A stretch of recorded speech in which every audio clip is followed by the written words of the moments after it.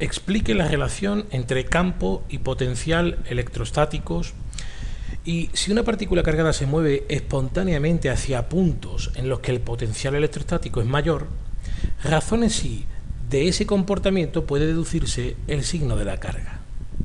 En primer lugar, vamos al aspecto puramente teórico de esta cuestión, que sería la relación entre campo y potencial electrostático. Vamos a partir de la idea de fuerza electrostática. Sabemos que cuando una partícula con carga en el vacío, por ejemplo, en un medio, sabemos que esa partícula crea alrededor suya un campo eléctrico, y cuando otra partícula con carga penetra dentro de ese campo eléctrico se pone de manifiesto una interacción que llamamos fuerza electrostática.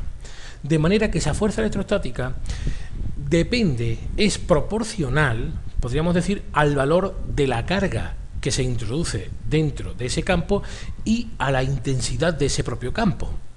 Así que podríamos escribir esto de la siguiente forma: la fuerza electrostática es proporcional al campo y la carga que, digamos, introducimos dentro de ese campo. Si además tenemos en cuenta la definición del trabajo, esta fuerza, esta interacción, durante un desplazamiento podría realizar, y de hecho realiza, un trabajo. Ese trabajo lo podríamos escribir de la siguiente forma. Digamos que como el trabajo no va a ser constante, porque la fuerza no es constante, la fuerza depende de la distancia que hay desde la carga que origina el campo a la otra carga que estamos moviendo, ese trabajo lo podríamos escribir como diferencial del trabajo y sería la fuerza por el diferencial de desplazamiento que sufre. Es decir, como la fuerza era el campo por la carga, podríamos escribir carga por campo por diferencia de posición. Si se integrara esta expresión, llegaríamos a esta que vemos aquí. El trabajo es igual a la carga, que es constante, por eso sale fuera de la integral, y la integral entre un punto A y un punto B, es decir, dos puntos del interior del campo, y sería la integral de la intensidad del campo por el desplazamiento, el diferencial de desplazamiento que se produce dentro del campo. Debemos tener en cuenta que el campo eléctrico es un campo conservativo. ¿Qué quiere decir eso? Pues quiere decir que, al ser un campo conservativo, podríamos decir que el trabajo realizado en el seno del campo conservativo va a ser igual a menos la variación de la energía potencial. Era una condición de los campos conservativos, así que podríamos escribir que menos la variación de la energía potencial es igual al trabajo, es decir, Q por la integral desde A hasta B de E por diferencial de R.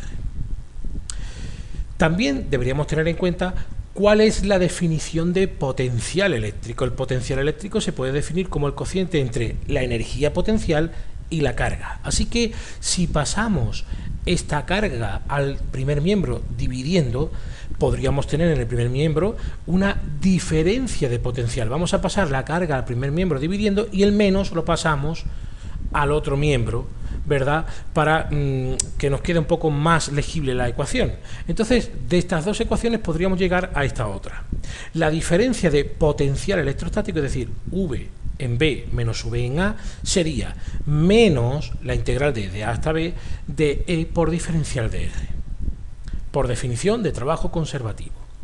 Así que, teniendo en cuenta esta expresión de aquí, podemos ver que efectivamente existe una relación entre el potencial electrostático, en este caso la diferencia de potencial, y el campo. Si derivásemos esta expresión, lo que llegaríamos sería la siguiente: derivada del potencial es igual a menos el campo por diferencial de R. Lo que hemos hecho ha sido derivar esta expresión para obtener los diferenciales, podríamos decir. Y se puede reescribir la ecuación, que es como más nos va a sonar, del siguiente modo. El campo, es decir, la intensidad del campo electrostático es igual a menos la variación del potencial con respecto a la posición.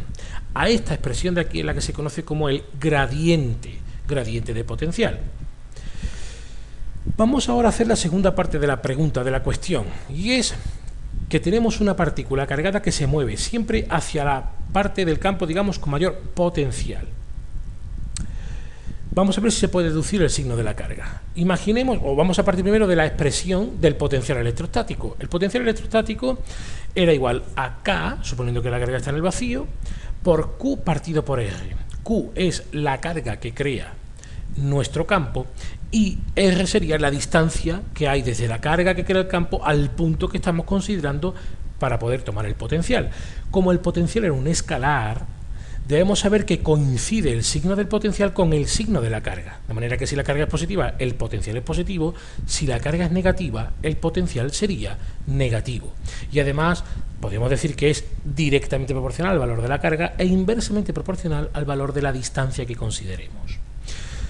Teniendo en cuenta todas estas cosas que estamos repasando, vamos a imaginar una situación en la cual tendríamos una carga y vamos a tomar dos zonas, que serían esta y esta, donde van a ser distintos valores de potencial, llamaremos V1 y V2.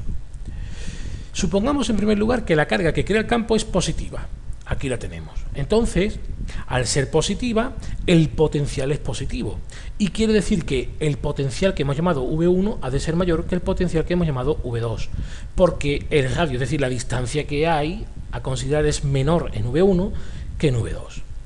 Teniendo en cuenta que el potencial V1 es mayor que el potencial V2, como estamos diciendo, ¿qué ocurriría? Pues que nuestra carga que se está moviendo, nos dicen que lo hacen desde donde hay menos valor del potencial, donde hay más valor del potencial, estaría yendo desde V2 hacia V1, es decir, acercándose a la carga positiva.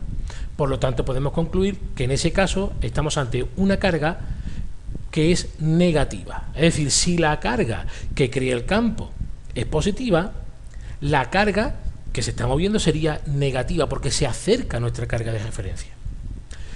Vamos a suponer ahora el caso contrario, es decir, que nuestra carga que crea el campo es negativa. En ese caso, como hemos dicho que el signo de la carga será igual al signo del potencial, lo que ocurrirá ahora será que V1 será menor que V2. Así que ahora, cuando cambiamos el signo de la carga, cambia, digamos, el valor de los potenciales. Ahora el potencial V1 es más pequeño que el potencial V2.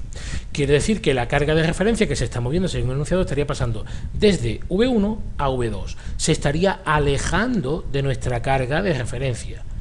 Así que está claro que al alejarse de la carga de referencia quiere decir que es una carga del mismo signo, se está repeliendo. Así que si la carga de referencia fuera negativa, también la carga es negativa. De forma que podemos concluir que sí se puede saber el signo de la carga, que es negativo en los dos casos, a partir de ese comportamiento.